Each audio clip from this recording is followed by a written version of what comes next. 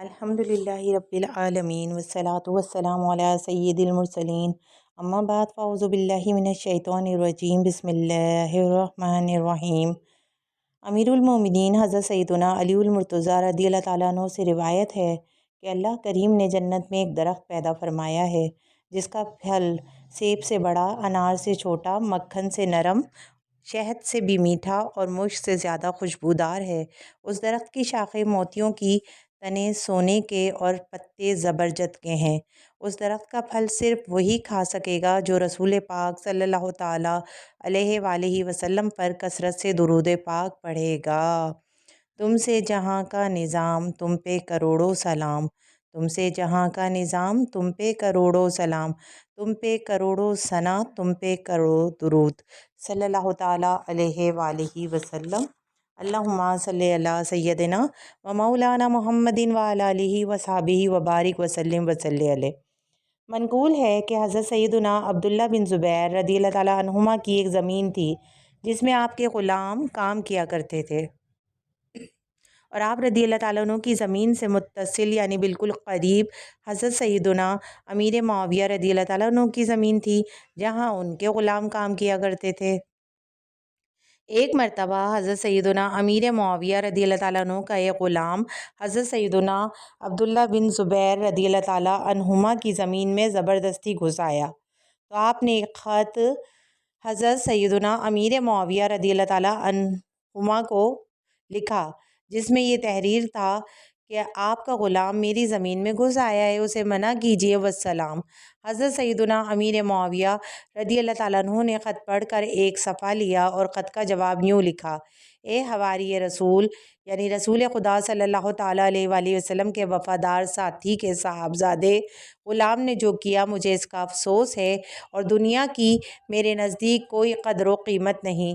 मैं अपनी ज़मीन आपको देता हूँ, लिहाजा आप उसे अपनी ज़मीन में शामिल कर लीजिए और उसमें मौजूद ग़ुलाम और अम्वाल भी आपके हुए वस्सलाम। ये ख़त जब हज़रत सैयदना अब्दुल्ला बिन ज़ुबैर रज़ियल्लाहु ताला अन्हुमा के पास पहुँचा तो आपने इसके जवाब में लिखा, मैंने अमीरुल मोमिनीन रज़ियल्लाहु ताला अन्हु का ख़त पढ़ा है, अल्लाह पाक उनकी उम्र लंबी करे। उन जैसी शख्सियत जब तक कुरैश में मौजूद है कुरैश की राय बेकार नहीं हो सकती। ये ख़त जब हज़रत सैयदना अमीर मुआविया रज़ियल्लाहु ताला अन्हु के पास पहुँचा तो आप रज़ियल्लाहु ताला अन्हु ने फरमाया, जो माफ़ करता है वो सरदारी करता है, जो बुर्दबारी करता है वो अजीम होता है और जो दरगुज़र करता है लोगों के दिल उसकी तरफ मुआइल हो जाते हैं। नहीं सरकार, ज़ाती दुश्मनी मेरी किसी से भी, मेरी है नफ्स व शैतान से लड़ाई या रसूल अल्लाह।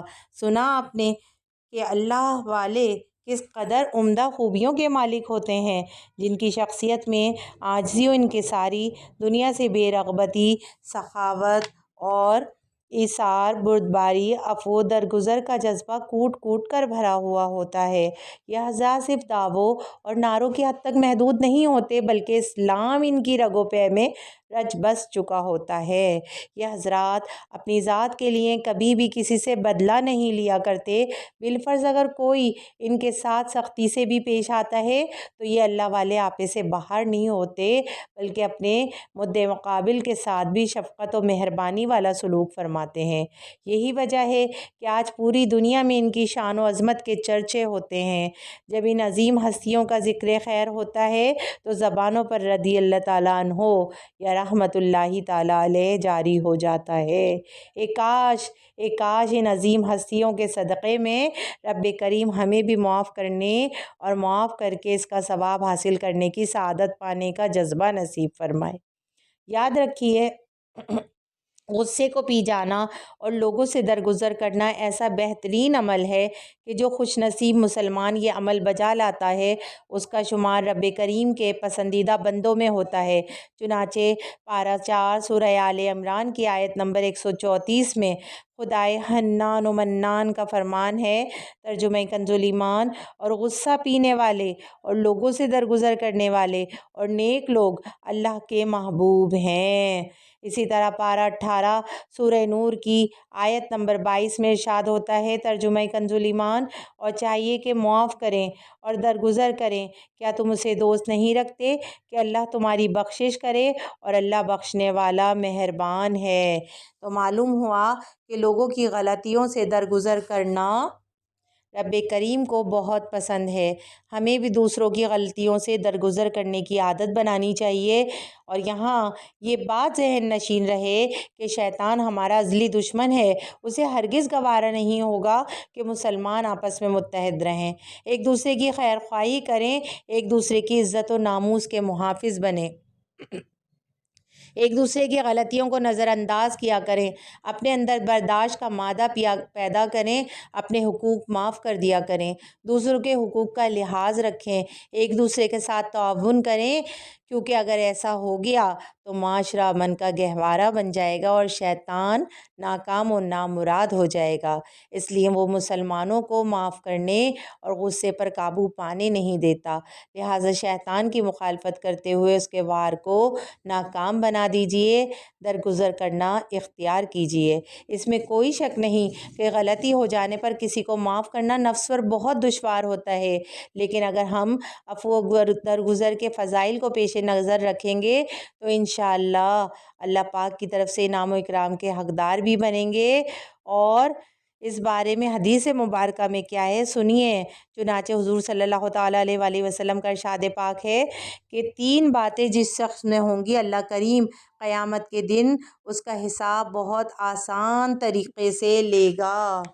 اب وہ باتیں کیا ہیں وہ سنیے ذرا، اور مزید کیا فرمایا ہمارے آقا نے کہ اور اس کو اپنی رحمت سے جنت میں داخل فرمائے گا۔ صحابہ کرام علیہم الرضوان نے عرض کی، یا رسول اللہ وہ کون سی باتیں ہیں؟ تو فرمایا، جو تمہیں محروم کرے تم اسے عطا کرو، جو تم سے تعلق توڑے تم اس سے تعلق جوڑو، اور جو تم پر ظلم کرے تم اس کو معاف کر دو۔ فرمایا قیامت کے دن اعلان کیا جائے گا، جس کا اجر اللہ پاک کے ذمہ کرم پر ہے وہ اٹھے اور جنت میں داخل ہو جائے۔ پوچھا جائے گا کس کے لیے اجر ہے؟ اعلان کرنے والا کہے گا ان لوگوں کے لیے جو معاف کرنے والے ہیں۔ تو ہزاروں آدمی کھڑے ہوں گے اور بلا حساب و کتاب جنت میں داخل ہو جائیں گے۔ فرمایا جو کسی مسلمان کی غلطی کو معاف کرے گا، قیامت کے دن اللہ پاک اس کی غلطی کو معاف فرمائے گا۔ فرمایا ہر دور میں میرے بہترین امتیوں کی تعداد 500 ہے اور ابدال 40 ہیں، نہ 500 سے کوئی کم ہوتا ہے اور نہ ہی 40 سے۔ جب 40 ابدال میں سے کسی کا انتقال ہوتا ہے تو رب کریم 500 میں سے ایک کو اس فوت ہونے والے ابدال کی جگہ پر مقرر فرماتا ہے اور یوں 40 کی کمی پوری فرما دیتا ہے۔ عرض کی گئی ہمیں ان کے اعمال کے بارے میں ارشاد فرمائیے۔ فرمایا ظلم کرنے والے کو معاف کرتے ہیں، برائی کرنے والے کے ساتھ بھلائی سے پیش آتے ہیں، اور اللہ پاک نے جو کچھ انہیں عطا فرمایا ہے اس سے لوگوں کی غم خواری کرتے ہیں۔ ایک شخص بارگاہ رسالت میں حاضر ہوا اور عرض کی، یا رسول اللہ ہم خادم کو کتنی بار معاف کریں؟ آپ صلی اللہ تعالیٰ علیہ وآلہ وسلم خاموش رہے۔ اس نے پھر وہی سوال دہرایا۔ آپ صلی اللہ تعالیٰ علیہ وآلہ وسلم پھر خاموش رہے۔ جب تیسری بار سوال کیا تو ارشاد فرمایا روزانہ 70 بار۔ حضرت مفتی احمد یار خان رحمۃ اللہ تعالیٰ علیہ اس حدیث پاک کے تحت فرماتے ہیں، عربی میں 70 کا لفظ بیان زیادتی کے لیے ہوتا ہے، یعنی ہر دن اسے بہت دفعہ معافی دو۔ یہ اس صورت میں ہو کہ غلام سے خطا غلطی ہو جاتی ہے، خباثت نفس سے نہ ہو اور قصور بھی مالک کا ذاتی ہو، شریعت کا یا قومی یا ملکی قصور نہ ہو کہ یہ قصور معاف نہیں کیے جاتے۔ سنا آپ نے کہ لوگوں کو معاف کرنا کس قدر بہترین عمل ہے، جس کی دنیا میں تو برکتیں نصیب ہوتی ہی ہیں مگر آخرت میں بھی انشاءاللہ تعالیٰ اس کی برکت سے جنت کی خوشخبری سے نوازا جائے گا۔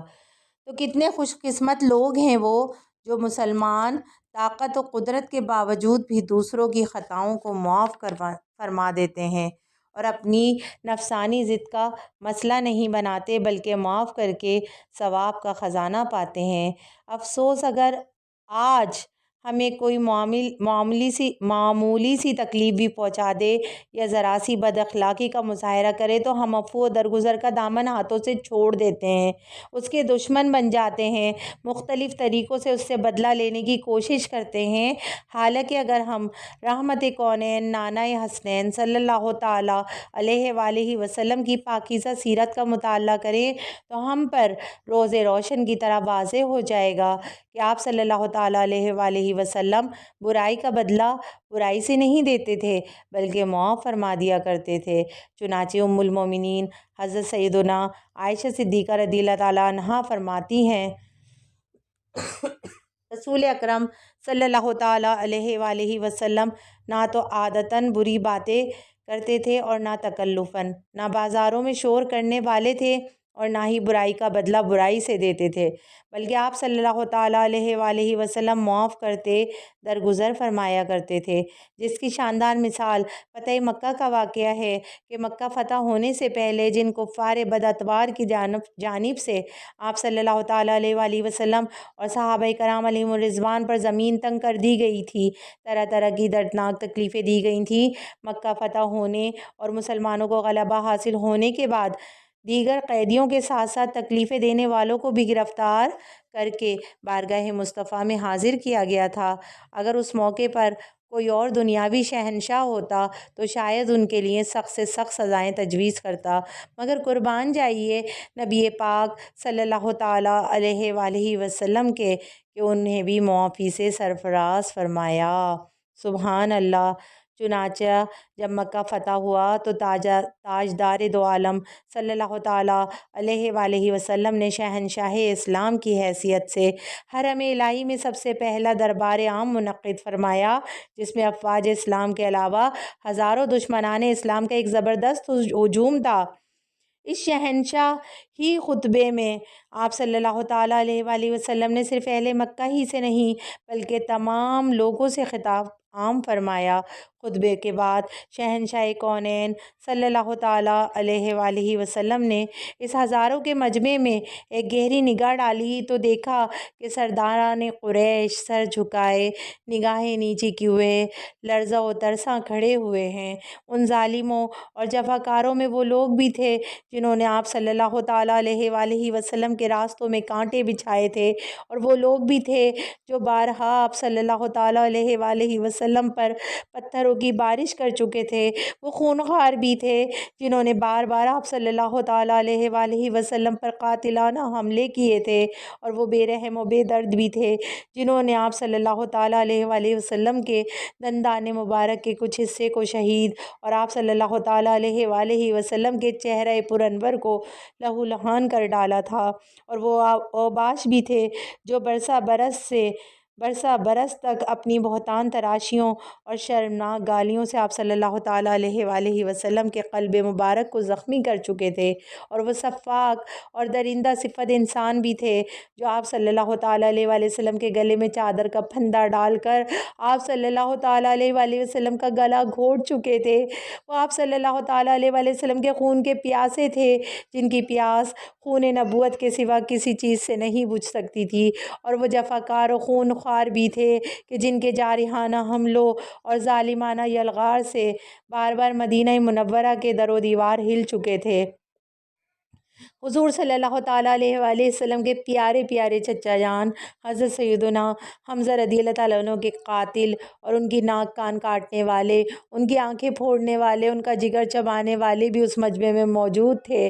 وہ ستمکار جنہوں نے شمع نبوت کے جانثار پر پروانوں حضرت بلال، حضرت صہیب، حضرت عمار، حضرت خباب، حضرت خبیب، حضرت زید بن دسنہ رضی اللہ تعالیٰ عنہم وغیرہ کو رسیوں سے باندھ کر کوڑے مار مار کر جلتی ہوئی ریتوں پر لٹایا تھا، کسی کو آگ کے دہکتے ہوئے کوئلوں پر سلایا تھا تو کسی کو چٹائیوں میں لپیٹ لپیٹ کر ڈاکوں میں دھوئے دیے تھے۔ الغرض مکے کے سارے بڑے بڑے دشمن موجود تھے۔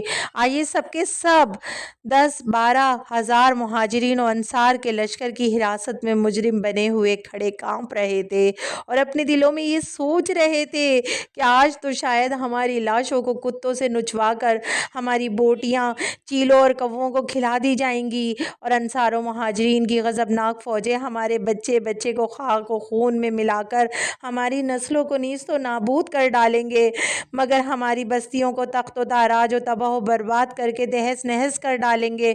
ان مجرموں کے سینوں میں خوف و دہشت کا طوفان امڈ آیا تھا، اور دہشت اور ڈر سے ان کے بدنوں کی بوٹیاں بوٹیاں پھڑک رہی تھیں، دل دھڑک رہے تھے، کلیجے منہ کو آ گئے تھے۔ اسی مایوسی اور ناامیدی کے خطرناک فضا میں یکدم شہنشاہ رسالت صلی اللہ تعالی علیہ وآلہ وسلم کی نگاہ رحمت ان کی طرف متوجہ ہوئی، اور ان مجرموں سے آپ صلی اللہ تعالی علیہ وآلہ وسلم نے پوچھا کہ بولو، تم کو کچھ معلوم ہے کہ آج میں تم سے کیا معاملہ کرنے والا ہوں؟ اس دہشت انگیز اور خوفناک سوال سے مجرم حواس باختہ ہو کر کانپ اٹھے، لیکن جبین رحمت کو دیکھ کر سب یک زبان ہو کر بولے کہ آپ صلی اللہ تعالی علیہ وآلہ وسلم بڑے کرم والے ہیں۔ سب کی للچائی ہوئی نظریں جمال نبوت کا منہ تک رہی تھیں، اور سب کے کان شہنشاہ نبوت کا فیصلہ کن جواب سننے کے منتظر تھے کہ ایک دم فاتح مکہ صلی اللہ تعالی علیہ وآلہ وسلم نے اپنے کریمانہ لہجے میں ارشاد فرمایا، آج تم پر کوئی الزام نہیں، جاؤ تم سب آزاد ہو۔ بالکل غیر متوقع طور پر اچانک یہ فرمان رسالت سن کر سب مجرموں کی آنکھیں فرط ندامت سے اشک بار ہو گئیں، اور ان کی زبانوں پر جاری ہوا لا الہ الا اللہ محمد رسول اللہ کے نعروں سے حرم کعبہ کے در و دیوار پر ہر طرف انوار کی بارش ہونے لگی، اور ایک دم ایسا محسوس ہونے لگا کہ جہاں تاریک تھا، بے نور تھا اور سخت کالا تھا، کوئی پردے سے کیا نکلا کہ گھر گھر میں اجالا تھا۔ اگر ہم بزرگان دین رحمت اللہ تعالی علیہم اجمعین کی سیرت کا مطالعہ کریں تو وہاں بھی ہمیں درگزر کے حوالے سے بہت سے ایسے اقوال ملیں گے، ایسی باتیں ملیں گی کہ اللہ پاک اپنے ان مقرب بندوں کو جہاں دیگر کئی بے مثال خوبیوں سے سرفراز فرماتا ہے، وہیں یہ خوبی بھی ان کے کردار کا حصہ ہوتی ہے کہ یہ حضرات لوگوں سے درگزر فرماتے ہیں اور حقوق العباد کی بجاوری میں کوتاہی نہیں کرتے۔ لوگ ان کے حقوق دبا لیتے ہیں، لیکن یہ حضرات لوگوں کے حقوق کی ادائیگی سے کبھی غافل نہیں ہوتے۔ نادان لوگ انہیں طرح طرح کی تکلیفیں دیتے ہیں، لیکن یہ حضرات اینٹ کا جواب پتھر سے دینے اور نفس کی خاطر غصہ کرنے کے بجائے انہیں دعائیں دیتے ہیں، معافی سے نواز کر ثواب کا خزانہ لوٹتے ہیں۔ حضرت سیدنا امام حسن مجتبیٰ رضی اللہ تعالیٰ عنہ ایک مرتبہ چند مہمانوں کے ساتھ کھانا کھا رہے تھے۔ غلام گرما گرم شوربے کا پیالہ لا رہا تھا کہ اس کے ہاتھ سے پیالہ گرا، جس کی وجہ سے شوربے کے چھینٹے آپ رضی اللہ تعالیٰ عنہ پر بھی آئے۔ یہ دیکھ کر غلام گھبرایا اور شرمندگی سے بھرے ہوئے لہجے میں اس نے سورہ آل عمران کی آیت نمبر 134 کا یہ حصہ تلاوت کیا، ترجمہ کنز ایمان، اور غصہ پینے والے اور لوگوں سے درگزر کرنے والے۔ آپ رضی اللہ تعالیٰ عنہ نے فرمایا، میں نے معاف کیا۔ غلام نے پھر اسی آیت کا آخری حصہ پڑھا، ترجمہ کنز ایمان، اور نیک لوگ اللہ کے محبوب ہیں۔ آپ رضی اللہ تعالیٰ عنہ نے فرمایا، میں نے تجھے اللہ پاک کی رضا کے لیے آزاد کیا۔ سبحان اللہ۔ اور ایک مرتبہ حضرت سیدنا ابراہیم بن ادہم رحمۃ اللہ تعالیٰ علیہ کسی صحرا کی طرف تشریف لے گئے تو وہاں آپ رحمۃ اللہ تعالیٰ علیہ کو ایک سپاہی ملا۔ اس نے کہا، تم غلام ہو؟ فرمایا، ہاں۔ اس نے کہا، بستی کس طرف ہے؟ آپ رحمۃ اللہ تعالیٰ علیہ نے قبرستان کی طرف اشارہ فرمایا۔ سپاہی نے کہا، میں بستی کے بارے میں پوچھ رہا ہوں۔ فرمائے، وہ تو قبرستان ہی ہے۔ یہ سن کر اسے غصہ آ گیا اور اس نے کوڑا آپ رحمۃ اللہ تعالیٰ علیہ کے سر پر دے مارا اور زخمی کر کے آپ رحمۃ اللہ تعالیٰ علیہ کو شہر کی طرف لے گیا۔ آپ رحمۃ اللہ تعالیٰ علیہ کے ساتھیوں نے جب دیکھا تو سپاہی سے پوچھا، یہ کیا ہوا؟ سپاہی نے ماجرا بیان کر دیا۔ انہوں نے سپاہی کو بتایا، یہ تو زمانے کے ولی حضرت سیدنا ابراہیم بن ادہم رحمۃ اللہ تعالیٰ علیہ ہیں۔ یہ سن کر وہ گھوڑے سے اترا اور آپ رحمۃ اللہ تعالیٰ علیہ کے ہاتھ پاؤں چومتے ہوئے معذرت کرنے لگا۔ آپ رحمۃ اللہ تعالیٰ علیہ سے پوچھا گیا آپ نے یہ کیوں کہا کہ میں غلام ہوں؟ فرمایا اس سپاہی نے مجھ سے یہ نہیں پوچھا تھا کہ تم کس کے غلام ہو، بلکہ صرف یہ پوچھا تھا کہ تم غلام ہو؟ تو میں نے کہا ہاں، کیونکہ میں رب کریم کا غلام ہوں۔ جب اس نے میرے سر پر مارا تو میں نے اللہ پاک سے اس کے لیے جنت کا سوال کیا۔ عرض کی گئی اس نے آپ پر ظلم کیا تو آپ نے اس کے لیے دعا کیوں مانگی؟ فرمایا مجھے یہ معلوم تھا کہ تکلیف برداشت کرنے پر مجھے اجر و ثواب ملے گا، لہٰذا میں نے یہ مناسب نہ جانا کہ مجھے تو ثواب ملے اور وہ عذاب میں گرفتار ہو جائے۔ حضرت سیدنا معمر بن راشد رحمۃ اللہ تعالیٰ علیہ بیان کرتے ہیں کہ ایک شخص نے حضرت سیدنا قتادہ بن دعامہ رحمۃ اللہ تعالیٰ علیہ کے صاحبزادے کو زوردار تھپڑ مارا۔ آپ نے بلال بن ابی بردہ سے اس کی خلاف مدد چاہی لیکن اس نے کوئی توجہ نہ دی، چنانچہ آپ رحمۃ اللہ تعالیٰ علیہ نے کسریٰ سے شکایت کی تو اس نے بلال بن ابی بردہ کو لکھا تم نے حضرت سیدنا قتادہ بن دعامہ رحمۃ اللہ تعالیٰ علیہ کے ساتھ انصاف نہیں کیا۔ چنانچہ بلال بن ابی بردہ نے تھپڑ مارنے والے کو بلایا اور بصرہ کے سرداروں کو بھی بلایا۔ وہ آپ رحمۃ اللہ تعالیٰ علیہ سے اس شخص کی سفارش کرنے لگے لیکن آپ رحمۃ اللہ تعالیٰ علیہ نے سفارش قبول نہ کی اور بیٹے سے فرمایا تم بھی اسی طرح اسے تھپڑ مارو جس طرح اس نے تمہیں مارا تھا، اور فرمایا بیٹا آستینیں اوپر کر لو اور ہاتھ بلند کر کے زوردار تھپڑ مارو۔ چنانچہ بیٹے نے آستینیں اوپر کیں اور تھپڑ مارنے کے لیے ہاتھ بلند کیا تو آپ رحمۃ اللہ تعالیٰ علیہ نے اس کا ہاتھ پکڑ لیا اور فرمایا ہم نے رضا الہی کے لیے اسے معاف کیا، کیونکہ کہا جاتا ہے نا کہ معاف کرنا قدرت کے بعد ہی ہوتا ہے۔ ہمیشہ ہاتھ بھلائی کے واسطے اٹھیں، بچانا ظلم و ستم سے مجھے صدا یا رب۔ سبحان اللہ۔ سنا اپنے اللہ کریم کے نیک بندوں میں معاف کرنے کا کیسا جذبہ کوٹ کوٹ کر بھرا ہوتا ہے، لہٰذا ہمیں چاہیے کہ ہم بھی نفس کی خاطر غصہ کرنے کے بجائے معاف کر کے خوب خوب ثواب کمائیں، انشاءاللہ عز و جل پھر ثواب کے حقدار بھی بن ہی جائیں گے۔ عطائے حبیب خدا ایسا کچھ کرم ہو کہ ہم بھی معاف کرنے والے بن جائیں اور ہمارا دل بھی اپنے نفس کے خلاف کرنے والا ہو جائے، اور شیطان مردود سے ہمیں یا اللہ اپنی پناہ میں رکھنا میرے مولا، ہم بھی معاف کرنے والے بنیں، کیونکہ معاف کرنے میں سب سے بڑی رکاوٹ غرور و تکبر ہے۔ تکبر کی تعریف یہ ہے کہ انسان اپنے آپ کو دوسروں سے افضل سمجھے۔ تکبر میں مبتلا معاف کرنے کو اپنی بے عزتی تصور کرتے ہیں اور وہ سمجھتے ہیں کہ معاف کرنا میرے وقار کے خلاف ہے، اس طرح تو میری شان گھٹ جائے گی، لوگ کیا کہیں گے۔ یاد رکھیے معاف کرنے سے ہرگز عزت میں کمی نہیں آتی بلکہ پہلے سے کئی گنا بڑھ جاتی ہے۔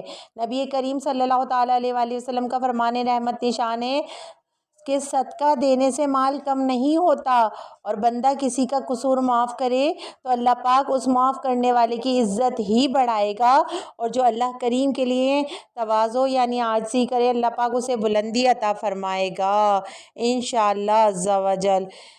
اللہ تعالی ہم سب کو معاف کرنے کا جذبہ عطا فرمائے، آمین۔ وما علینا الا البلاغ۔